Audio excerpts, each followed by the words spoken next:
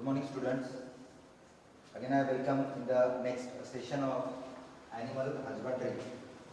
In the previous class, we have discussed about the various aspects related to the animal husbandry, and we know that the basic meaning of animal husbandry is to have the domestication of different types of animal for the human welfare.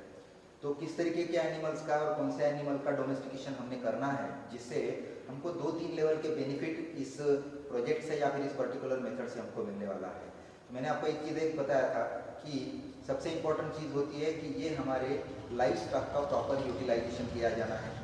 दूसरा, इससे उस farmer की एक alternative income source form होती है। और तीसरा benefit इसका ये है कि उस लोकल एरिया में आप वहाँ पे एम्प्लॉयमेंट भी प्रोवाइड कर सकते हो। तो ये 3 बेनिफिट अगर हमको मिल गए और या फिर इसका बेनिफिट अगर हमने लेना शुरू कर दिए तो indirectly you can say that our nation's economy will also boost up. So for that we need the certain points और सर्टेन क्राइटेरिया। तो मैंने आपको ये बताया था कि एनिमल हस्बेंड्री में जब हम डोमेस्टिकेशन की प्रोसेस कंप्लीट करेंगे उसमें 3-4 चीज़ें इंपॉर्टेंट होती है, जिसमें एक है सिलेक्शन ऑफ ब्रीड, वो सबसे मोस्ट इंपॉर्टेंट होता है।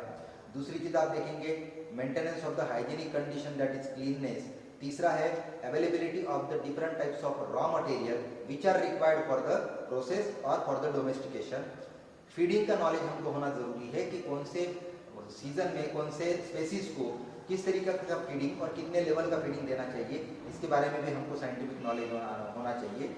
फिर उसके बाद में एक चीज़ मैंने बताया था कि प्रिजर्वेशन मेथड्स, जो भी बाय प्रोडक्ट या फिर जो भी प्रोडक्ट हमको इस डोमेस्टिकेशन से मिलेगा हम कलेक्ट करेंगे, उस प्रोडक्ट का प्रॉपर प्रिजर्वेशन कैसे करना है इसके भी मेथड्स के बारे में हमको पता होना चाहिए। क्योंकि अगर हम प्रिजर्वेशन नहीं करेंगे तो स्पॉइलेज बहुत जल्दी आ जाएगा और हमारे जो इकोनॉमी है या फिर जो यील्डिंग कैपेसिटी है वो अपने आप कम होते हुए दिखती है। और लास्ट में मैंने बताया था कि अवेलेबिलिटी ऑफ मार्केट। आप कहीं पे भी कोई भी एक नया स्मॉल स्केल इंडस्ट्री या फिर बिजनेस लगाने की कोशिश करते हो तो उसके आजू बाजू में आपको सबसे पहले रिक्वायरमेंट वही होती है कि आपको मार्केट की अवेलेबिलिटी देखनी पड़ेगी। बहुत ज़्यादा डिस्टेंस में अगर अवेलेबिलिटी है तो आपके लिए वो शायद बेनिफिशियल नहीं रहेगा। तो इसी टॉपिक को आज हम कंटिन्यू करेंगे।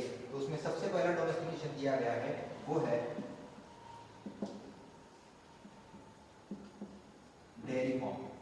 ठीक है, डेयरी फार्म में आप लोगों को बेटा ये कंसिडर करके चलना है कि dairy farm is only to give the formation of milk and other products. ये चीज ध्यान में रखना है कि हम जो डोमेस्टिकेशन करेंगे यहाँ पे एनिमल का, उसमें मेन जो प्रोडक्ट रहेगा वो मिल्क रहेगा और मिल्क के प्रोडक्शन के साथ में कुछ वहाँ पे बाय प्रोडक्ट्स भी अवेलेबल होंगे और उस बाय प्रोडक्ट्स में हमको इकोनॉमी को सपोर्ट करने के लिए भी सपोर्ट मिलने वाला है। तो मिल्क एक तो बेसिक प्रोडक्ट रहेगा, उसके साथ में आप देखोगे जैसे घी हो गया, उसके बाद में आप देखोगे कर्ड का फॉर्मेशन होता है, ठीक है ना। तो इस तरीके से अगर हम देखेंगे तो बाय प्रोडक्ट्स अलग अलग लेवल पर मिलते जाएंगे और फाइनली पनीर है, चीज़ है, बटर है, ये सब चीज़ें भी हम वहाँ से हम निकाल सकते हैं या फिर उसका फॉर्मेशन किया जा सकता है। तो डेयरी फार्म के लिए जो पर्टिकुलरली एनिमल्स हम यूज करेंगे that are commonly the cow and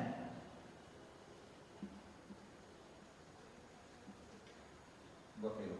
ठीक है, तो काउ एंड बफेलो ये 2 ऐसे एनिमल्स हैं जिनका डोमेस्टिकेशन हम बहुत ज़्यादा स्केल के साथ में कर सकते हैं, बहुत ज़्यादा लेवल पे कर सकते हैं। तो खास करके इंडिया में अगर देखेंगे तो बहुत सारे काउ की ऐसी स्पेसीज अवेलेबल है, बफेलो की स्पेसीज ऐसे अवेलेबल है जिनका यूटिलाइजेशन हम फाइनली कहीं ना कहीं हमारे इस प्रोजेक्ट के लिए कर सकते हैं। उसमें आपको क्या क्या चीज़ें कंसिडर करनी है देखो। तो मैंने जो बताया था कि काउ या बफेलो, उसमें सबसे पहला पॉइंट आप क्या अप्लाई करोगे तो सिलेक्शन ऑफ ब्रीड। तो हम इसी तरीके के ब्रीड को यहाँ पे इस्तेमाल करेंगे जिस काउ स्पेसीज में मिल्क यील्डिंग कैपेसिटी ज़्यादा होगी, या फिर इसमें बफेलो में देखेंगे तो उसमें भी आपको क्या देखना है, स्पेशली मिल्क यील्डिंग कैपेसिटी ज़्यादा रहेगी। तो ये पहला पॉइंट यहाँ पे फुलफिल करना है। दूसरी चीज़ जो मैंने अभी आपको बताया था कि वहाँ पे रेजिस्टेंस होना जरूरी है। आप अगर एक स्पेसीज को, एक एनिमल को एक जगह से दूसरी जगह पे जाके अगर उसका प्रोजेक्ट करने की कोशिश करते हो या फिर उसका फार्म डेवलप करने की कोशिश करते हो तो उस नए स्पेसीज ने उस नए एनवायरमेंटल कंडीशन के साथ एक्लिमेटाइज होना चाहिए, उसके साथ अडेप्ट होना चाहिए। तो उसकी डिसीज रेजिस्टेंट कैपेसिटी जो है वो बहुत ज़्यादा स्ट्रॉन्ग लेवल पे होनी चाहिए। तीसरी चीज़ यहाँ पे डेयरी फार्म को अप्लाई करना है तो आपको जो पर्टिकुलर एक स्टेबल जैसा स्ट्रक्चर आप डेवलप करते हो उसमें क्लीननेस मेंटेन होना बहुत जरूरी होता है। तो ये क्लीननेस आपको मेंटेन क्यों करना है, क्योंकि मैंने लास्ट क्लास में आपको बताया था कि जब तक हम क्लीननेस या फिर हाइजीनिक्स मेंटेन नहीं करेंगे तब तक आपको ये पता लगने वाला है कि बहुत ज़्यादा इन्फेक्शन के आने के चांसेस भी दिखेंगे। तो इन्फेक्शन फ्री कंडीशन रखने के लिए या फिर डिसीज फ्री कंडीशन को मेंटेन करने के लिए हमको क्लीननेस का लेवल यहाँ पे मेंटेन करना जरूरी होता है। तो काऊ और बफेलो अगर कंसिडर करेंगे तो यहाँ पे आपको एक एग्जाम्पल बताता हूँ, जैसे गिर, साहिवाल या फिर जर्सी, ये जो है ये तीनों काऊ की स्पेसीज है जो अभी इंडिया में आप देखोगे अवेलेबल है। इसमें ये दोनों जो है ये इंडियन स्पेसीज है और जर्सी जो है वो एक्सोटिक स्पेसीज है। तो इन स्पेसीज का यूटिलाइजेशन अगर हम देखेंगे तो लोकल में जो स्पेसीज अवेलेबल है उनके कंपैरिजन में इनकी मिल्क यील्डिंग कैपेसिटी थोड़ी ज़्यादा होती है। तो परस्पॉनिंग देखेंगे तो आप यहाँ पे ज़्यादा से ज़्यादा प्रोडक्टिविटी वहाँ पे देख सकते हो या फिर अर्न कर सकते हो। ठीक है, तो काऊ के ये तीन स्पेसीज भी आप यहाँ पे ध्यान में रखेंगे। दूसरा अगर कंसिडर करेंगे तो बफेलो के लिए आपने देखे होंगे यहाँ पे मुर्रा, ठीक है, जाफराबादी हो गया, नागपुरी हो गया, ठीक है। इस तरीके के स्पेसीज अगर हम कंसिडर करेंगे तो ये तीनों स्पेसीज जो है वो मोस्ट कॉमन है जो कि लोकली बहुत सारे इंडिया के अलग अलग एरियाज में डोमेस्टिकेशन के लिए यूज किया जाता है। और फाइनली इसमें भी आप देखेंगे मिल्क यील्डिंग कैपेसिटी बहुत स्ट्रॉन्ग लेवल पे होती है। तो ये तीन स्पेसीज आप यहाँ पे ध्यान में रखिए, तीन स्पेसीज यहाँ पे ध्यान में रखिए, तो आपको फिर बाकी के भी स्पेसीज आपके रेफरेंसेस में मिल जाएंगे। लेकिन सबसे इंपॉर्टेंट चीज़ आपने इस प्रोजेक्ट के लिए ध्यान में रखना है सिलेक्शन ऑफ ब्रीड, और इसमें प्रोडक्टिविटी किसकी मिलनी चाहिए, मिल्क की। तो मिल्क यील्डिंग कैपेसिटी इसमें सबसे ज़्यादा होगी, ऐसे स्पेसीज को हम यहाँ पे यूज करेंगे जिससे हमको डेयरी फार्म अच्छे से मिलने वाला है। एक और चीज़ यहाँ पे एडिशनली मैं आपको बताने की कोशिश करूँगा, जब हम इस एनिमल का डोमेस्टिकेशन परफॉर्म करेंगे तो उनके डिसीजेस के बारे में भी हमको पता होना जरूरी है कि किस एनिमल को, कौन से स्पेसीज को किस तरीके के डिसीज का अटैक होने के चांसेस है या फिर इन्फेक्शन के स्प्रेड होने के चांसेस रहेंगे। अगर हम हमारे उस कैटल फार्म में कंटिन्यूसली अगर अनहाइजेनिक कंडीशंस मेंटेन करते हुए रखेंगे या फिर उसका क्लीननेस मेंटेन नहीं करेंगे तो वहाँ पे इन्फेक्शन तो 101% होने वाला है। जब इन्फेक्शन होगा तो उसको ट्रीट करने के लिए क्या वेटरनरी मेथड्स होते हैं, वेटरनरी टेक्निक्स क्या होते हैं, किस तरीके के मेडिसिन को हमको प्रोवाइड करना है, ये भी हमको थोड़ा बहुत नॉलेज होना जरूरी है।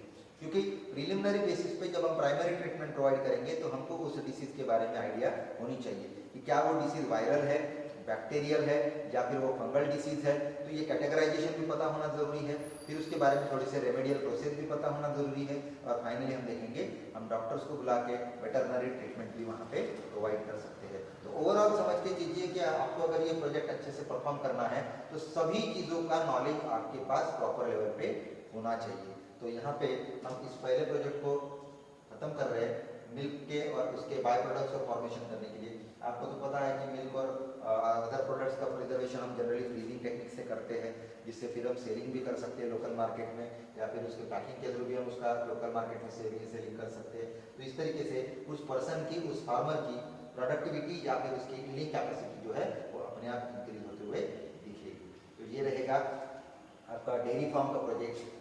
दूसरे प्रोजेक्ट की तरफ हम मूव करेंगे जो कि एनिमल हस्बेंड्री का ही एक पार्ट है।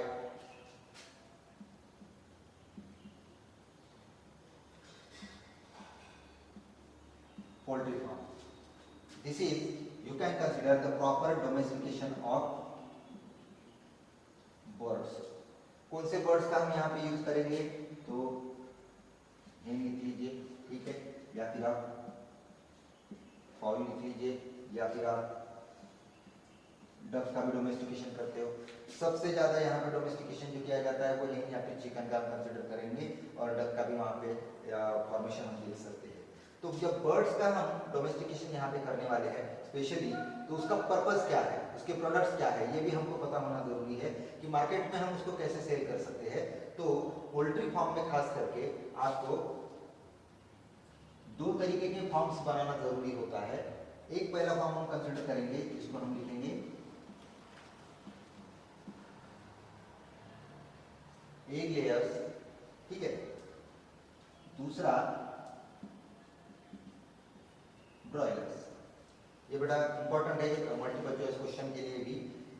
यूटिलाइज का मतलब क्या है, जिसमें सिर्फ और सिर्फ आपको ये जो यील्ड है ये किसकी मिलेगी, एग्स की मिलेगी, ठीक है। और ये जो ब्रॉयलर्स होते हैं these are generally utilize for the meat और फ्लेश। मार्केट में जो भी नॉन वेजिटेरियन लोग हैं उनको पता है कि मीट का यूटिलाइजेशन हम एज अ फीडिंग मटेरियल करके करते हैं, एग्स को भी हम जनरली फीडिंग मटेरियल करके कंसिडर करते हैं। तो आपको अगर पोल्ट्री फार्म शुरू करना है या फिर इस प्रोजेक्ट के थ्रू आपकी यील्डिंग कैपेसिटी को आपको इंक्रीज करना है, तो स्पेशली बर्ड्स में हेन और चिकन अगर आप कंसिडर करेंगे तो वो दो तरीके के बर्ड्स का डोमेस्टिकेशन किया जाता है, जिसमें एग लेयर्स रहेगा एक कैटेगरी। इसमें ऐसे स्पीसीज को हम यूज करेंगे जो कि जनरली सिर्फ और सिर्फ एग लेइंग कैपेसिटी प्रोवाइड करने वाली है, उनमें मीट का फॉर्मेशन या फिर फ्लेश का जनरेशन उसके मस्कुलेचर के थ्रू उतना ज़्यादा स्ट्रॉन्ग लेवल पर नहीं दिखेगा।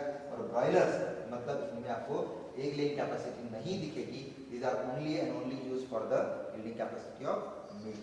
तो इसमें अगर आप देखेंगे तो फिर से अलग अलग तरीके के स्पेसीज मिलेंगे आपको। एग लेयर्स में अगर आप कंसिडर करेंगे तो यहाँ पे स्पेशली लेगहॉर्न नाम की एक स्पेसीज है जो कि सबसे ज़्यादा एग लेइंग के लिए यूज की जाती है वर्ल्ड वाइड में, ठीक है।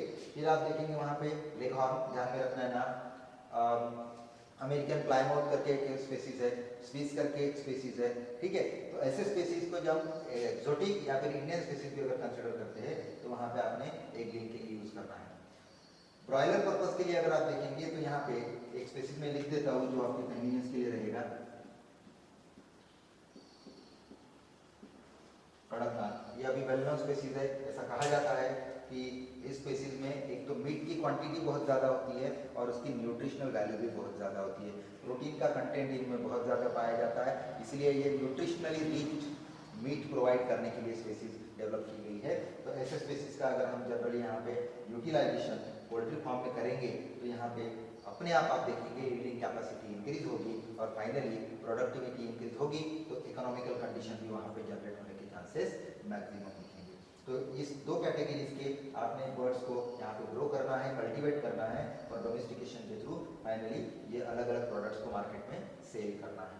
तो ये हो गया एक general concept about the poultry farm. इसमें भी आप देखेंगे सिलेक्शन ऑफ ब्रीड इंपॉर्टेंट रहेगा, हाइजीनिक्स कंडीशन मेंटेन रहेंगे, प्रॉपर वाटरिंग करना चाहिए, एयरेशन होना चाहिए, वेंटिलेशन प्रोवाइड करना चाहिए, सनलाइट वहाँ पे अच्छे से आना चाहिए, सब चीज़ें जो रॉ मटेरियल अवेलेबिलिटी है वो पहले चेक कर लेना है, उसके बाद में पोल्ट्री फार्म को आप अप्लाई कर सकते हो। इसमें सबसे इंपॉर्टेंट चीज़ एक और है कि इसमें डिसीजेस आने के चांसेस बहुत ज़्यादा है पोल्ट्री फार्म में। अगर अनहाइजीनिक कंडीशंस मेंटेन रखते हैं तो डिसीजेस आएंगे। आपने सबसे इंपॉर्टेंट चीज अभी रिसेंटली लास्ट कुछ ईयर के पहले आपने सुने होंगे ये वाला disease bird flu, viral disease है। और एक नाम बता देता हूँ मैं आपको, उलोरम, ये भी एक वायरल डिसीज है। फंगल डिसीज भी होते हैं इसमें। कुछ बैक्टीरियल डिसीज अगर देखेंगे तो ह्यूमन के जैसे ही इनमें आपको टीबी हो गया, टाइफाइड हो गया, कॉलेरा हो गया, इस तरीके के डिसीजेस भी आपको सभी कैटेगरी के मतलब वायरल, बैक्टीरियल, फंगल, प्रोटोजोनल या फिर पैरासिटिक कंसिडर करेंगे, सभी टाइप के डिसीजेस यहाँ पे आते हुए आपको दिखेंगे। तो इस तरीके से ये दूसरा वाला प्रोजेक्ट आप लोगों को ध्यान में रखना है, that is the poultry farm, जिसमें हम बर्ड्स का कल्टिवेशन करेंगे for the egg purpose, for the meat purpose. तो एक पर्पज है तो उनको लेयर्स कहा जाता है और दूसरा अगर कंसिडर करेंगे तो ब्रॉयलर्स कहा जाता है। इसमें मैंने कुछ स्पेसीज के नाम भी आपको बताया था, जैसे लेग हॉर्न है, ठीक है, उसके बाद में अमेरिकन प्लायमाउथ ध्यान में रखिए, स्विस ध्यान में रखिए, इस तरीके से स्पेसीज रहेंगे जो अलग अलग पर्पज के लिए यूज किए जाते हैं। तो for today's session we will here this talk, and in the next session we can again continue this particular topic. If you are having any problem related to this one, first of all you just go through the book and afterward just comment the question. Okay.